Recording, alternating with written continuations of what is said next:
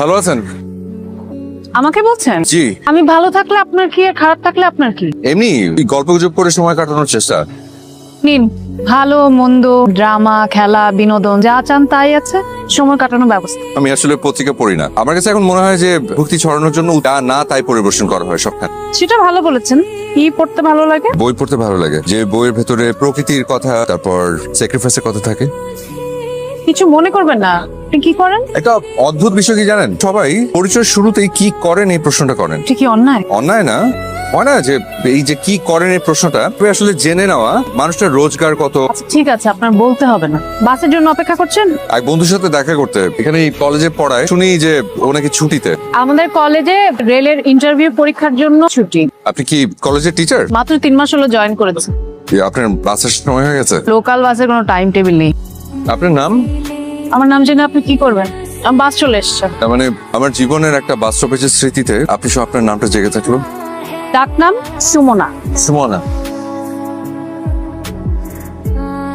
আরে আপনার লাগেজ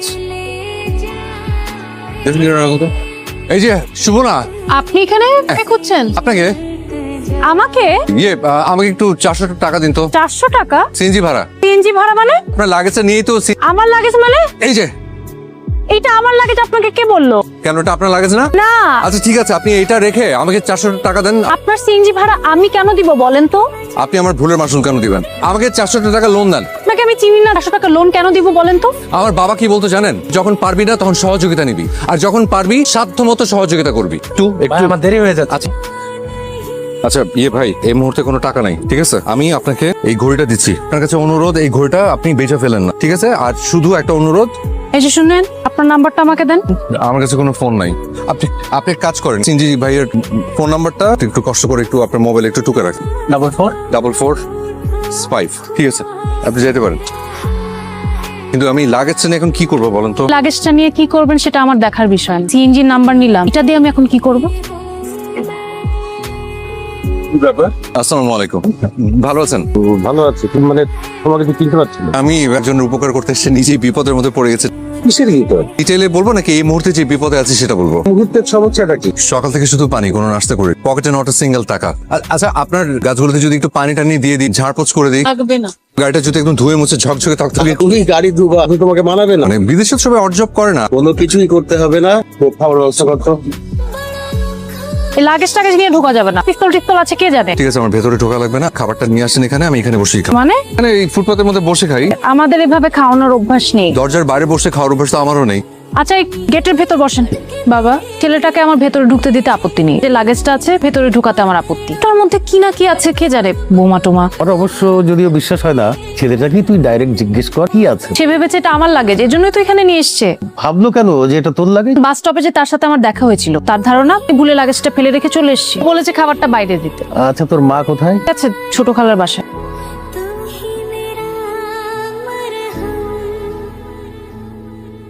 খাওয়া শেষ? ঘুমাইতেছে খাওয়া শেষ করে। সে যায়নি? হ্যাঁ তো লাগেছে উপরে ঘুমাইতেছে। আপনি কি শুরু করলেন? কিরকম? এখানে শুয়ে আছেন কেন? কোথায় শোবো? আপনি কোথায় শুবেন এটা আমি কি করে জানবো?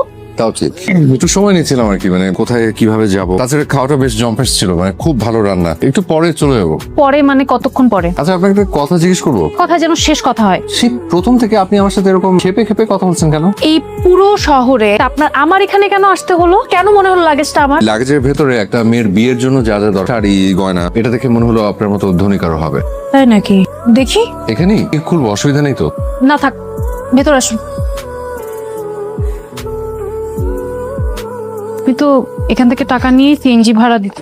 আমি অন্যের টাকা না বলে কেন নেব? জিনিসগুলো কারো বিয়ের, এই যে হচ্ছে সে বিয়ে বাড়িতে। একটা কাজ করা যায়, কি? কার্ডের নাম্বার থেকে ফোন দিলেই তো হয়ে যায়। আমার তো ফোন নেই, আপনি একটু ট্রাই করে দেখেন না। হ্যালো, আসসালামু আলাইকুম। আচ্ছা আপনাদের এখান থেকে হাবিবুর রহমান 7 তারিখে একটা গয়না নিয়েছিল। হ্যাঁ আপনি একটু রিসিপ্টটা চেক করে জানান না? জি জি, এই গয়নাটা একটু একটা সমস্যা হয়েছে, অ্যাড্রেসটা একটু মেল করবেন please. Thank you so much. ঠিকানা পাওয়া গেছে, আমি আপনাকে লিখে দিচ্ছি। আপনি আমি বলছিলাম যে আপনি আমার সাথে চলুন না, বিয়ে বাড়িতে গেলাম, জিনিসপত্রগুলো পাই টু পাই বুঝিয়ে দিয়ে আসি। এটাই তো না? পরই কথা, বিয়ে বাড়ি আসেন। আপনাদের এখানে কোনো মুরব্বি বা জিজ্ঞেস করতে পারবেন তাদের কিছু হারিয়ে গিয়েছে কিনা? কি কিছু পেয়েছেন? সেটাতে আপনাদের ঠিকানা লেখা। আপনারা আসেন না, চাচাকে ডাক নিয়ে আমাদের বাসায় আসুন। বড় চাচা লোক এসেছে চাচা আমাদের কিছু হারিয়ে গিয়েছে কিনা বলছে কি যেন লাগেজ। নাও ধরো তো। নাও এটা রাখো। বাবা সব ঠিক আছে? আলহামদুলিল্লাহ, ধন্যবাদ আপনাদের সবাই। ধন্যবাদ তো আপনাদেরই পাওনা। কাল আমার ছেলের বিয়ে, আপনাদের সপরিবারে দেওয়া, ওনাদের কার্ডটা দিয়ে দে। প্রয়োজনীয় একটা কথা আছে, ওটা বলি। আপনাদের এই লাগেজটা নিয়ে আসতে আমার সিএনজি ভাড়া গেছে হচ্ছে 700 টাকা। এবার এখান থেকে যে যাবো 300 টাকা সহ 1000 টাকা দিতে হবে। কোথায়? এ নিয়ে আপনাকে ভাবতে হবে না, ওনাদের সসম্মানে সম্মানী দেওয়ার ব্যবস্থা করা। ভাই একটু তাড়াতাড়ি করলে ভালো হয়। আর ওই 1000 টাকাটা একটু ভাঙতে দিলে ভালো আর কি। আচ্ছা, মান সম্মান বলে একটা ব্যাপার তো আছে নাকি? কত টাকা না নিলে কি হতো? আপনার কোনো সমস্যা হতো না, কিন্তু আমার অনেক সমস্যা হতো। ওরা কি ভাবলো বলেন তো? উল্টো উপকারের উপর ভাগ বসিয়ে আসলাম। মহৎ দৃষ্টান্ত হয়ে থাকতে পারতাম। মহৎ হচ্ছে দায়িত্ববান হওয়াটা জরুরি। আমাকে আমার গন্তব্যে পৌঁছাতে ভাড়া লাগতো। আর স্মৃতির কথা বলছেন, অ্যাপ্লাইড ফিজিক্সে মাস্টার্সে তান্ত রেজাল্ট করার পরে দামি হাত ঘড়ি আমাকে উপহার দিয়েছিল। আমার বাবা মারা গেছেন, বাসার সামনে ওই সিএনজি ভাড়া মেটাতে গিয়ে ঘড়িটা বন্ধক রেখে বাবার সম্মানটা বাঁচিয়েছি। স্মৃতির চেয়ে সম্মানটা অনেক বড়। এই নিন আপনার ভাড়া। লাগবে না? নো প্রবলেম, বিয়ে বাড়িতে গিয়ে ফিরিয়ে দিয়ে আসবেন। কার্ডটা বেশ সুন্দর। জানেন, আমার বিয়ের শাড়িটাও খুব পছন্দ হয়েছে। নিশ্চয়ই কালকে মেয়েটাকে দেখতে সুন্দর লাগবে। মনে হয়। যাবে? হ্যাঁ, এখনই যেতে হবে। সেটা বলছি না, কাল বিয়েতে যাবেন? আপনি যাবেন? যদি আপনি যান তাহলে আমার হাতে একেবারে সময় নেই। যদি থাকতো তাহলে আপনার কথাটা রাখতাম। সরি, সারাদিন আপনাকে অনেক সন্দেহ করেছি। হুট করে আপনাকে এরকম পরিস্থিতি ফেলে দিলাম। সারাদিনের এত সুন্দর কথাগুলো না বলে ফেলে দেবেন না। সারাদিন যে আপনাকে আমি চিনেছি, সে আপনি না, সত্যিকারের আপনি। আজ রাত 4টায় আমার ফ্লাইট। বলেন কি? জাপানে একটা স্কলারশিপ পেয়েছি। আগে বলেননি কেন? আগে বলে কি হতো? তাই তো, আগে বললে কি হতো?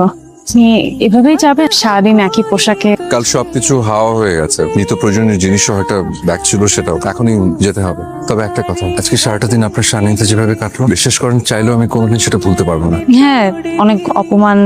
ওভাবে কেন বলছেন? আপনি যুক্তিবাদী, তাই যুক্তি দিয়ে দেখেছেন। আর ওই সময়টা ওরকম না হলে এই সময়টা এতটা ভালো হতো না। রাত হয়ে গেছে, সব দোকানপাটও তো বন্ধ হয়ে গেছে। আপনি যদি কিছু মনে না করেন, আমার বাবার একটা শার্ট, কিছু জিনিস যদি আমি আপনাকে, মানে হয় না মাঝে মাঝে ইচ্ছা হয়, মানে হয়, কিন্তু আমার হাতে আসলে একেবারে সময় নেই। এই সাজ পোশাকে। আসি। আবার কবে আসবেন? অপেক্ষা করবেন? এটা নিন, হঠাৎ মনে এলো তাই লিখে ফেললাম। আমি কিন্তু কবি না, মনের ভাব প্রকাশ করার জন্য কবি হতে হয়। আপনি আমার নামটাই জানেন না। আমার নাম আব্দুল হাই। আসি। এখানে এখনো নিশ্চুপ দূরত্বের সন্দেহগুলি বসে থাকে। দূর থেকে কড়া নাড়ে হেরে যাওয়ার গল্পটা। আপনি জেগে থাকবেন অনেক দিন, হয়তো কারণবিহীন কোনো কারণে। দূরত্ব সন্দেহ সব সরে গিয়ে হয়তো এই গল্পটাই শুধু থেকে যাবে। ভাববে এবং ভাবাবে। আর কত অপেক্ষা করবি? প্রায় 2 বছর হয়ে গেল, ছেলেটার কোনো খবর না। তার জন্য কেন? তোমাদের বিয়ের কত বছর হলো বলো? আমাদের তো বিবাহিত জীবন। হেব না, আমারও এটাই হবে। লাগেজটা কি ভেতরে আনতে পারি না এখানেই থাকবে? পারবেন না, পরে রেখেছি যাতে হারিয়ে না যায়। কে এলো রে মা? যার অপেক্ষায় ছিলে। তুমি ছিলে না? কোথায়? অপেক্ষায়।